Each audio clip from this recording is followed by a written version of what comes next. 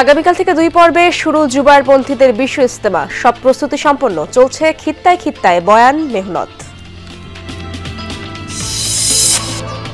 নানা অনিয়মে বরিশাল বিভাগে 2.5 lakh TCB card বাতিল। এখনো স্মার্ট ফ্যামিলি কার্ড পাননি অনেকে। রমজানে পণ্য বিতরণ নিয়ে শঙ্কা।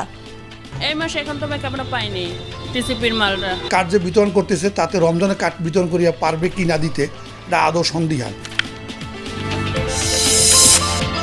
মুক্তিপণ দিয়েও মিলল না নিস্তার। 2.5 বছর নির্যাতনের পর মাদারীপুরের রাকিবকে হত্যা করল দালালরা। ইউরোপের কথা বলে নেওয়া হয় লিবিয়ায়। খালি আমার বাসা আমি আমার বাসা 3 বছর ধরে রাখিয়া এখন কালকে রাত্রে সোহাগ দাদা নিজেই বলছে যে সে মারা গেছে। টাকা না দিতে পাইরা পরে দেখা যাচ্ছে ওরা মাইরে লাইছে আমার বাইরে।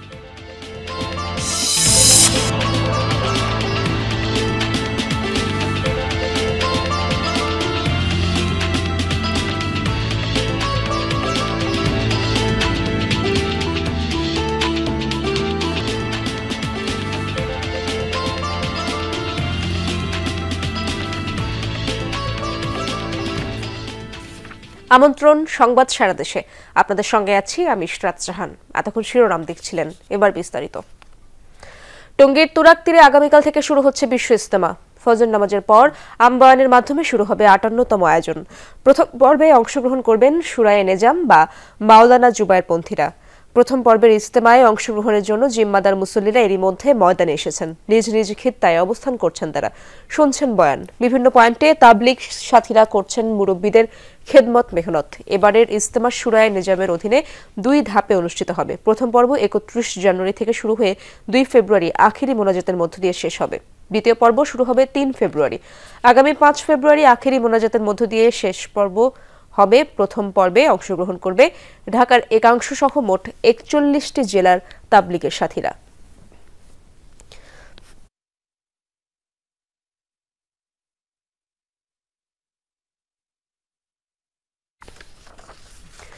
জুলাই অভ্যুত্থানে রংপুর জেলার আহত 115 জনের মাঝে চেক বিতরণ করছে জুলাই স্মৃতি ফাউন্ডেশন। এ বিষয়ে আরো বিস্তারিত তথ্য জানবো আমার সহকর্মী সরকার মাঝারুল মান্নানের কাছ থেকে। মান্নান, আহতদের আর্থিক সহায়তা কার্যক্রম কতটুকু হলো, বিস্তারিত জানাবেন সেখানকার অবস্থা।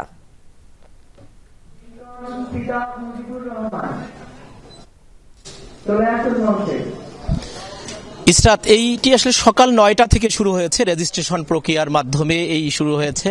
রংপুর জেলা প্রশাসক জনাব মোহাম্মদ রবিউল ফয়সাল যে তথ্যটি দিয়েছিলেন সেটি হচ্ছে যে 222 জন এই রংপুর জেলায় জুলাই বিপ্লবে আহত হয়েছিলেন এবং এর মধ্যে আজ এখন পর্যন্ত যে তথ্যটি আছে সেটি 172 জন রেজিস্ট্রেশন করেছেন এবং এই 172 জনকেই 1 লাখ করে, অর্থাৎ 1,72,লাখ টাকা দেওয়া হবে এবং সেই কার্যক্রমটি চলছে। কিছুক্ষণ আগে এখানে ছিলেন রংপুর মহানগর পুলিশ কমিশনার, রংপুরের রেঞ্জের ডিআইজি ছিলেন রংপুরের ডিসি সহ অন্যান্য যারা সরকারের ঊর্ধ্বতন কর্মকর্তা ছিলেন এখানে জেলা প্রশাসন এবং বিভাগীয় প্রশাসনে তারা ছিলেন এবং সাথে ছিলেন যে জুলাই স্মৃতি ফাউন্ডেশনের যিনি সিইও জনাব মীর মাহবুবুর রহমান স্নিগ্ধ, যিনি শহীদ মুগ্ধের ভাই, তিনিও ছিলেন এবং এখন এই কার্যক্রমটি চলছে।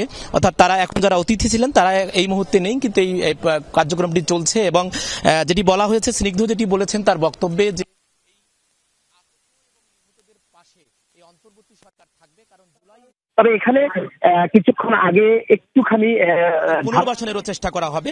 তবে এখানে কিছুক্ষণ আগে একটুখানি ঝামেলা হয়েছিল, অর্থাৎ একটি বক্তব্যকে ঘিরে একটুখানি ঝামেলা হয়েছিল, সেটিও মিটমাট হয়ে গেছে এবং সব মিলিয়ে এখানে যারা আছেন তারা যেটি বলবার চেষ্টা করছেন, যারা আহত আছেন এই জুলাই বিপ্লবে তারা সম্মুখ যোদ্ধা হিসেবে তারা ছিলেন এবং এই থাকার কারণেই কিন্তু এই জুলাই বিপ্লবের পর, এই গণ অভ্যুত্থানের পর এই যে শেখ হাসিনা সরকার পালিয়ে গেছে এবং সে কারণে এই যে যারা আহত আছেন তাদের জরুরি ভিত্তিতে তাদের চিকিৎসা সেবা করা এবং যে পুনর্বাসনের যে কার্যক্রমটি শুরু করবার তারা দাবি তুলেছেন। ধন্যবাদ আপনাকে। বাতিল করা হয়েছে বরিশাল বিভাগের 2.5 লাখ টিসিবি কার্ড। তথ্যে অমিল, এক পরিবারে একাধিক কার্ড সহ নানা অনিয়মের কারণে বিপুল সংখ্যক কার্ড বাতিল করেছে trading corporation of Bangladesh.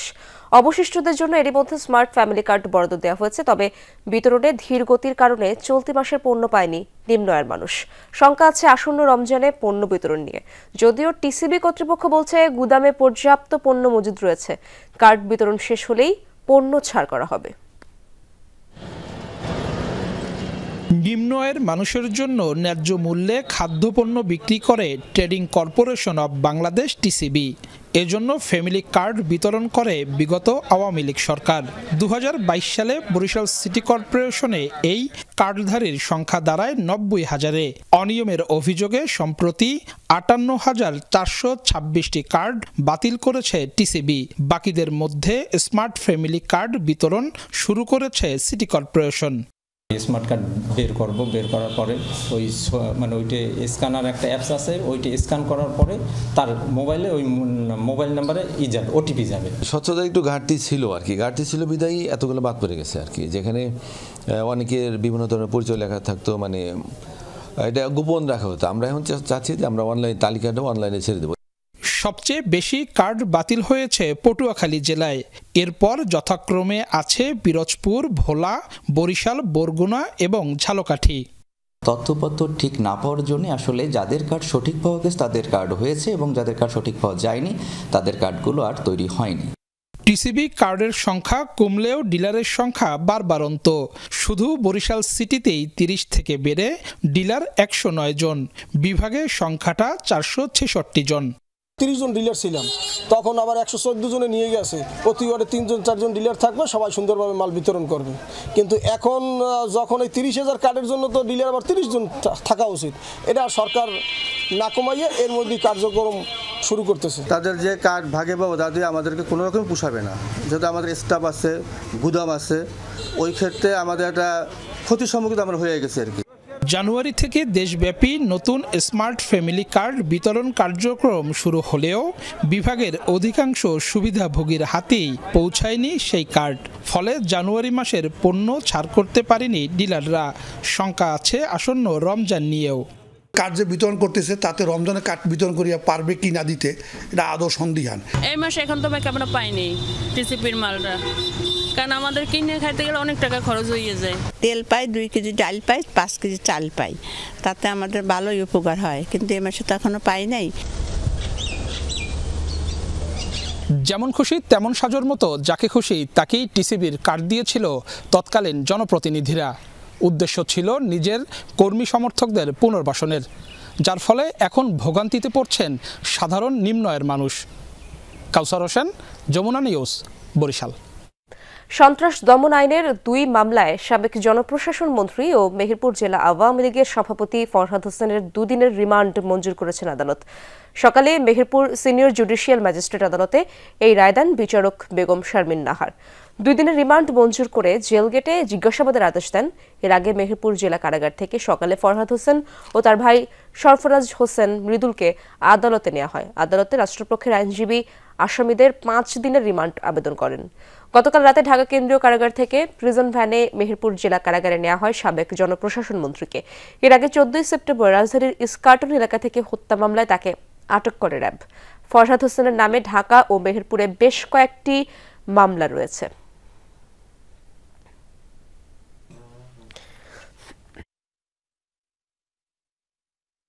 July অভ্যুত্থানে ছাত্র জনতার উপর হামলার ঘটনায় শেখ হাসিনা সহ সকল হত্যাকারীদের ফাঁসির দাবিতে চট্টগ্রামে অনশনে বসেছে বৈষম্য বিরোধী ছাত্র আন্দোলনের নেতাকর্মীরা। এই বিষয়ে আরো জানবো আমার সহকর্মী আলামিন শিকদার সেখানে রয়েছেন। আলামিন, অনশনে বসা নেতাকর্মীরা কি বলছেন এবং তাদের দাবি দেওয়া কি সে ব্যাপারে জানতে চাই।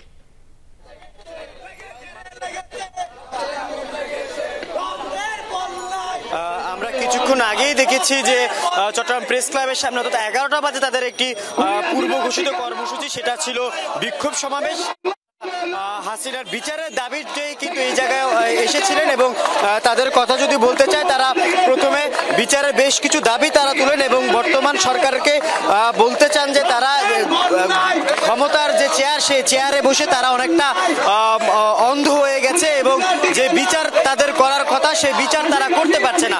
এই বক্তব্য দেওয়ার এককালীন সময় আমরা দেখি যে কেন্দ্রীয় সমন্বয়ক রাসেল আহমেদ তিনি বক্তব্য দিচ্ছিলেন। তিনি বক্তব্য দেওয়ার এক পর্যায়ে অনশন ঘোষণা করেন এবং এখন আমরা দেখছি যে তারা সবাই অনশনে বসেছেন এবং আমরা তার কাছে জানতে চাই এই অনশনে বসার কারণটা একটু দেখেন। আমি সারা বাংলাদেশের মানুষকে আহ্বান জানাচ্ছি, যতদিন পর্যন্ত আমরা বিচার নিশ্চিত করতে পারবো না ততদিন পর্যন্ত আমরা আমাদের শহীদ ভাইদের সাথে বেইমানি করব। আমরা এখন পর্যন্ত এই সরকারের কাছ থেকে কোনো দৃশ্যমান পদক্ষেপ দেখতে পারি নাই। এখন পর্যন্ত আওয়ামী লীগের সেই দোসরেরা, ছাত্রলীগের সেই হায়নারা, যারা ওয়াসিমের সেই জীবন নিয়েছে, যারা আবু সাইদের জীবন নিয়েছে, যারা মুগ্ধর জীবন নিয়েছে, তারা ওপেন আমরা আমাদের জীবন হুমকির মুখে দেখছি। আমরা এখন পর্যন্ত এই সরকারের কাছ থেকে দৃশ্যমান কোনো পদক্ষেপ পাই নাই। আমরা যতক্ষণ পর্যন্ত কোনো দৃশ্যমান পদক্ষেপ দেখছি না, আমরা যতক্ষণ পর্যন্ত আশ্বস্ত হচ্ছি না, আমাদের এই অনশন চলবে। আমরা রাস্তায় আছি, রাস্তায় থাক। কেন্দ্রীয় সমন্বয়ক রাসেলের বক্তব্য শুনছিলাম। তিনি স্পষ্টভাবে বলছেন যতক্ষণ পর্যন্ত তাদেরকে একটি নির্দিষ্ট ধরনের তথ্য দেয়া না হবে ততক্ষণ পর্যন্ত তাদের অনশন চালিয়ে যাবে। তবে এই মুহূর্তে একটি শঙ্কার বিষয় হচ্ছে যে তাদের ফাটল আমরা দেখতে পাচ্ছি। কেন্দ্রীয় সমন্বয়ক রাসেল এখানে আছেন, চট্টগ্রামের সমন্বয়ক রাফিকে কিন্তু ধন্যবাদ আপনাকে। দালালদের প্রলোভনে উন্নত জীবনের স্বপ্নে রাকিব পানি জমান লিবিয়ায়। উদ্দেশ্য ছিল ইতালি গিয়ে ভাগ্য অন্বেষণের, কিন্তু ধাপে ধাপে ৪৭ লাখ টাকা দিয়েও দালাল চক্রের নির্যাতন থেকে রক্ষা পাননি মাদারীপুরের রাকিব মহাজন। ২.৫ বছর নির্যাতনের পর আসে তার মৃত্যুর খবর। এই ঘটনায় শোকস্তব্ধ গোটা এলাকা। আমার বাবার টাকা পয়সা নিয়া আমার বাবারে ৩ বছর ধইরা নিখোঁজ কইরা হালাইছে ওরে। ভাগ্য বদলাতে ছেলেকে পাঠিয়েছিলেন ইতালির উদ্দেশ্যে, অথচ ৪৭ লাখ টাকার বিনিময়েও বদলায়নি ভাগ্য, উল্টো হারিয়েছেন আদরের ছেলেকে। আমার বাবারে মাইরা না ও হালাইছে রে। মাদারীপুর সদর উপজেলার পখিরা গ্রামের রাকিব মহাজন স্থানীয় দালাল জাহাঙ্গীরের প্রলোভনে লিবিয়া হয়ে ইতালি যাওয়ার স্বপ্ন দেখেন। জাহাঙ্গীরের আত্মীয় সোহাগের মাধ্যমে ২৭ লাখ টাকার বিনিময়ে পৌঁছান লিবিয়ায়, কিন্তু এরপর রাকিবকে ইতালি পাঠানোর বদলে নির্যাতন চালায় দালাল চক্র। বাড়ি থেকে আরো ৫ লাখ টাকা এনে চক্রের হাতে দিয়েও রেহাই মেলেনি। আমার বাবাই না কোথায় যায় রইছে রে। ২ বছরেরও বেশি সময় পর চক্রের হাত থেকে মুক্তি পায় রাকিব। তবে ভাগ্য অন্বেষণের নেশা তখনও কাটেনি। মাজেদ খলিফা নামে আরেক দালালের মাধ্যমে ইতালি যাওয়ার চেষ্টা করে সে। ১৫ লাখ টাকা তুলে দেয় নতুন এই চক্রের হাতে, কিন্তু এবারও আগের পরিণতি ভোগ করতে হয় রাকিবকে। দীর্ঘ নির্যাতনের পর প্রাণ হারায় রাকিব মহাজন। আমার বাবারে মারা হালাই দিছে রে, আমার বাবার লাশও দেখতে পাইলাম না ওরে। ৮ মাস ধরে হেনে বইয়া মরা অবস্থায় খালি আমার বাসা, আমার বাসা, আমি মরিয়া দেব, আমার বাসা। রাকিবের মৃত্যুতে পরিবারের পাশাপাশি গোটা এলাকায় নেমে এসেছে শোকের ছায়া। তার মৃত্যুর পেছনে দায়ী দালাল চক্রের সদস্যদের দৃষ্টান্তমূলক শাস্তির দাবি করছেন স্থানীয়রা। অন্যদিকে টাকা নেয়া বা নির্যাতনের অভিযোগ পুরোপুরি অস্বীকার করছে স্থানীয় দালাল জাহাঙ্গীর। ভাই আমারে বাসা বাসা, তারপর আমাকে অনেক টাকা পয়সা আমরা দিয়েছি, কিন্তু ওরা শেষমেশ মানে টাকা না দিতে পাইরা পরে দেখা যাচ্ছে ওরা মাইরে লাইছে আমার বাইরে। ওরে গেম দেয় নাই, এভাবে না খায়া রাখছে। আবার অন্য দালাল ওইভাবে টাকা নিয়ে ওরে আটকায় রাখছে, না খায় রাখে ওর খাদ্য নালী শুকাইয়া লাইছে।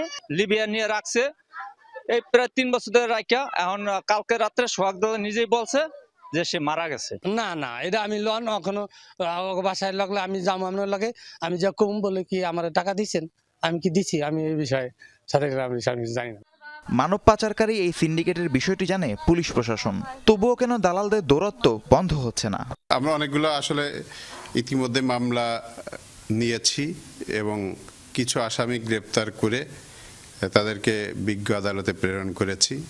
বেশ কিছু মামলা চলমান আছে, কয়েকটি মামলার চার্জশিটও দেওয়া হয়েছে। জেলা পুলিশের তথ্য মতে শুধু ২০২৪ সালেই মাদারীপুরের শতাধিক মানুষ লিবিয়া হয়ে ইতালি যাওয়ার পথে প্রাণ হারিয়েছেন। রাহিম সারোয়ার, যমুনা নিউজ।